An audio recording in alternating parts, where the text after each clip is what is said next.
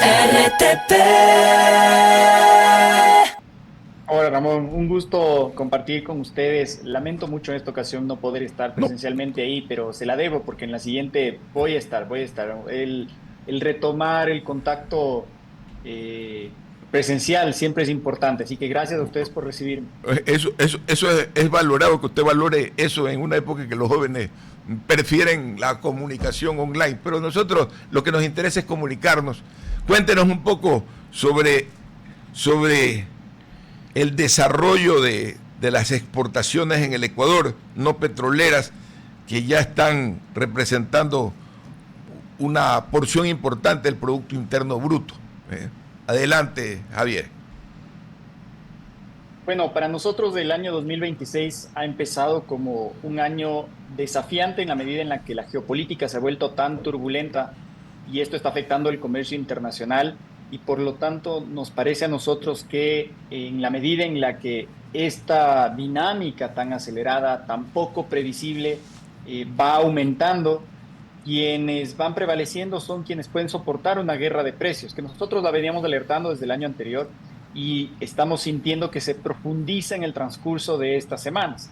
Desafortunadamente, el Ecuador ahí tiene una desventaja que no se compadece con los altos niveles de calidad que nos han permitido seguirnos posicionando en los mercados internacionales, y es que la estructura de costos es extremadamente rígida, y eso no ha permitido necesariamente que podamos expandir el potencial tanto cuanto quisiéramos.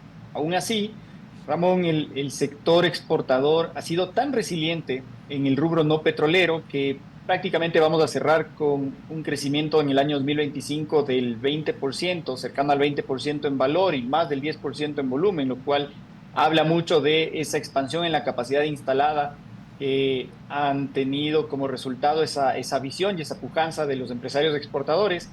Pero lamentablemente este año nuestra perspectiva es mucho más cauta. Nosotros creemos que cuando más alcanzaremos un 10% de crecimiento, y esto también está sujeto a que podamos ir desarrollando y desenvolviendo algunas acciones que puedan impulsar al sector exportador. Entre esas, por ejemplo, lo que se avecina con Estados Unidos, que nosotros creemos que esta fase definitoria ha tomado un poco más de tiempo de lo que se había previsto, pero ya es necesario que el Ecuador cuente con un instrumento que le permita descargarse de ese 15%.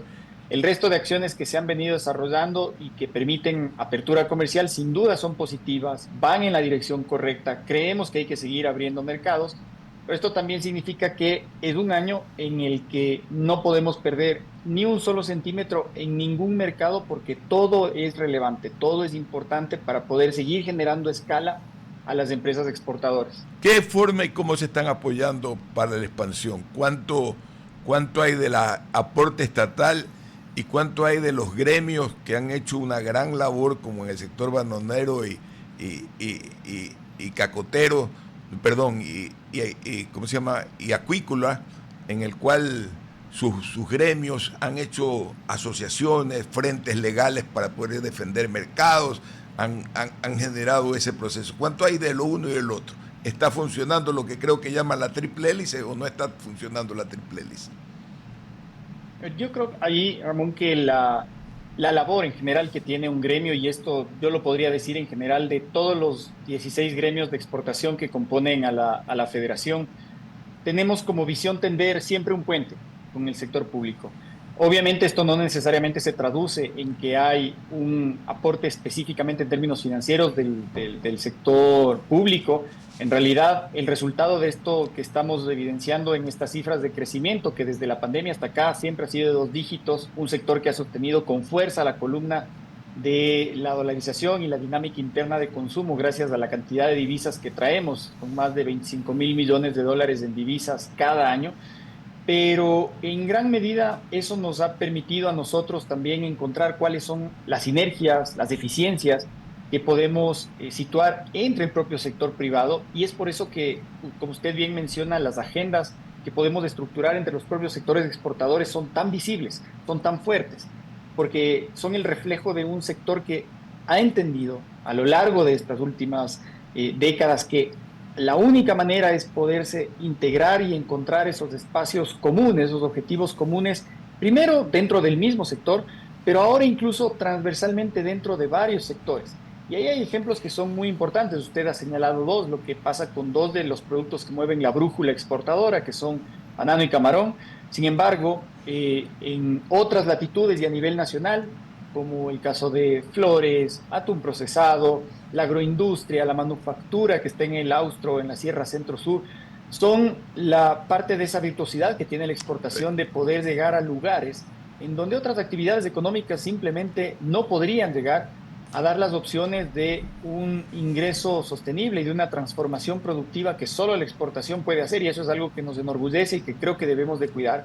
Y por lo tanto, para nosotros pasa más, Ramón, porque la agenda pública en la colaboración que puede hacer, lejos de hablar de incentivos, nosotros hablamos de corregir los desincentivos que han venido pesando en la espalda de las empresas exportadoras. Y creo que hacia allá apuntamos en este año con mucha fuerza.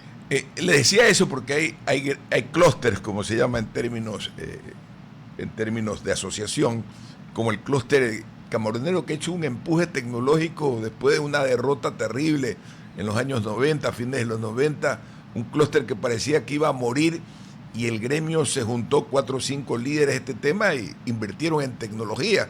El desarrollo en alimentación camaronera es una cosa espectacular. Se asociaron con empresas que hacen investigación, por eso es que le preguntaba y los ponía como líderes.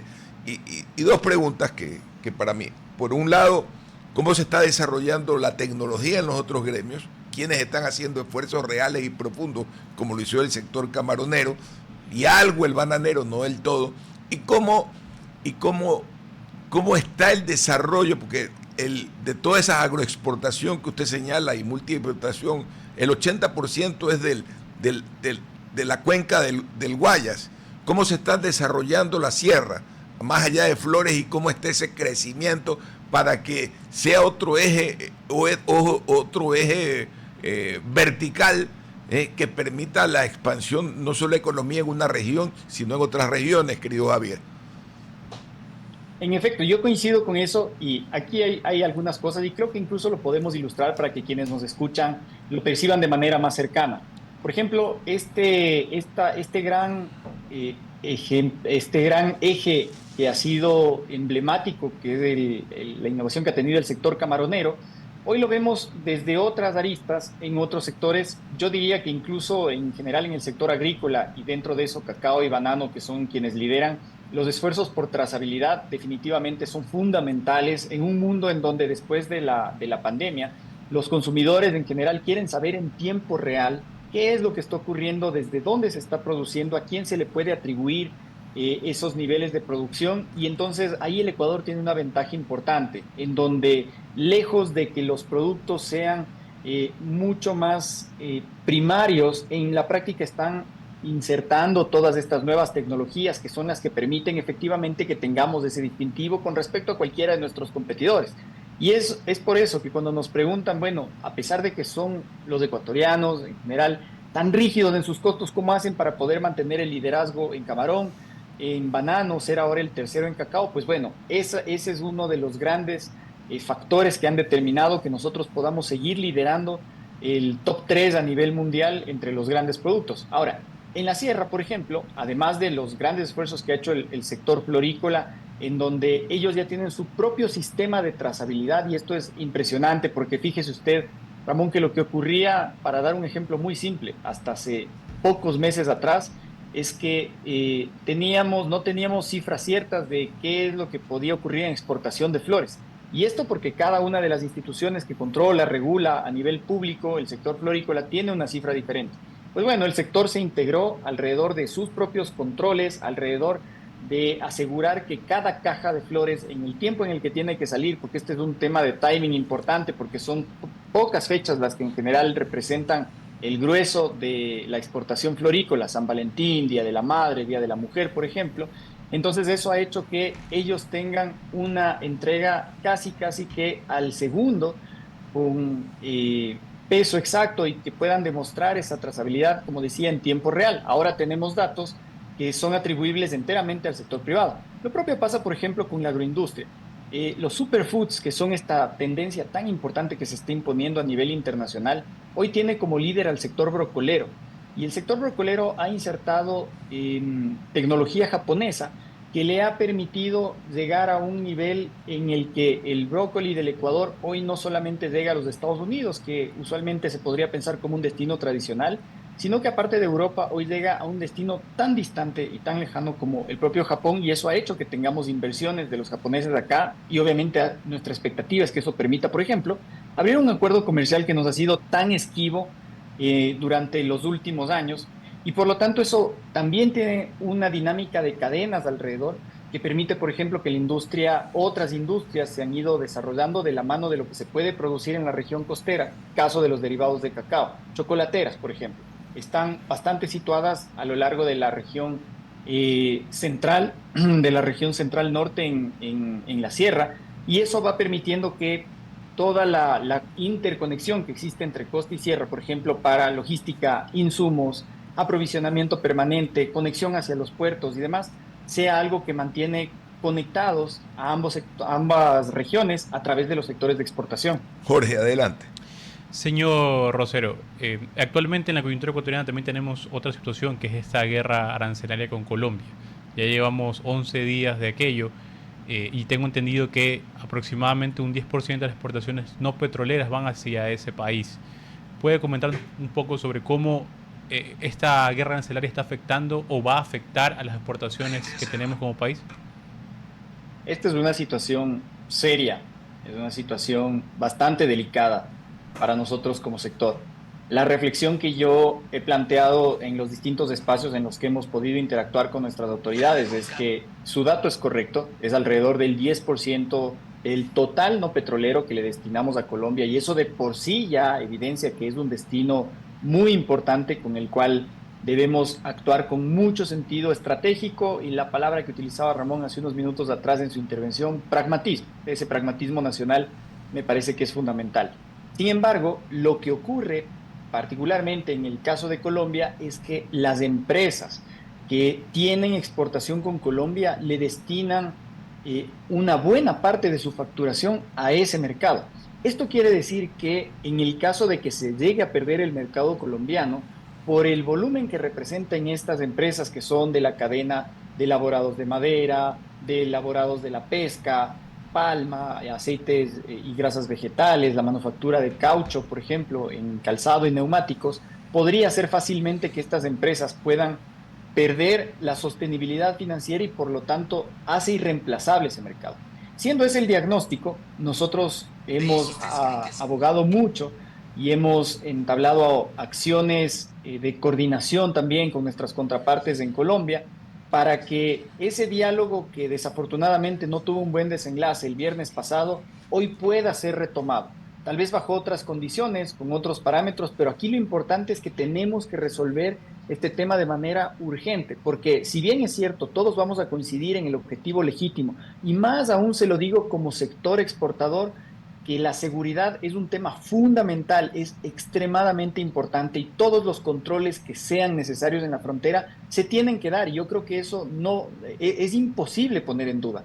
Pero al mismo tiempo creemos que la seguridad viene de la mano con un comercio libre y abierto, porque mientras eso no ocurra, a quienes le estamos dejando la posibilidad de que pueda expandirse no es a la empresa formal quien da las opciones a esa frontera viva, a esas familias que están en la frontera viva, sino las actividades ilícitas, quienes pueden seguir campeando, seguir ampliando esos tentáculos que tienen en una zona tan sensible como la zona fronteriza. Pero además, las empresas que están y que describíamos hace un momento atrás, tanto de costa como de sierra, que están vinculadas al mercado colombiano, tienen un serio riesgo no solo de afectación, sino ya de sostenibilidad propia financiera de la empresa, que compromete las plazas de empleo y la posibilidad de seguir produciendo a futuro en estos rubros tan importantes que he señalado. Por eso creemos que esto tiene que resolverse con carácter de urgente.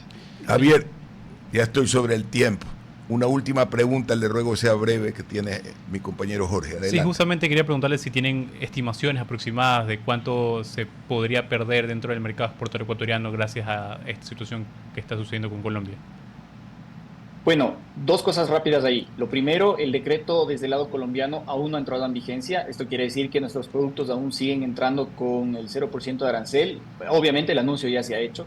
y por lo tanto no me voy a atrever a dar una cifra. Lo que sí le puedo decir es que nosotros tenemos ya suspensión de pedidos que usualmente deberían hacerse en este mes para que empiecen a llegar en el transcurso de marzo, abril, porque sabemos que los compradores colombianos están evaluando ya otras opciones ante el anuncio inminente que se ha hecho. Y entonces es por eso que para nosotros es crucial que podamos dar una señal de tranquilidad al nivel más alto diplomático para que este círculo que está llevándonos a una suspensión de pedidos de lado y lado pueda ya llegar a su fin y poder retomar el canal formal de la exportación. Gracias, Javier. Una gran mañana y veros pronto aquí en la ciudad de Guayaquil para conversar y tomarnos un cafecito. Siempre interesante conversar con usted. Un abrazo a la distancia. Lo propio para usted y para ustedes. Muchas gracias. Un fuerte abrazo. Buen día. RTP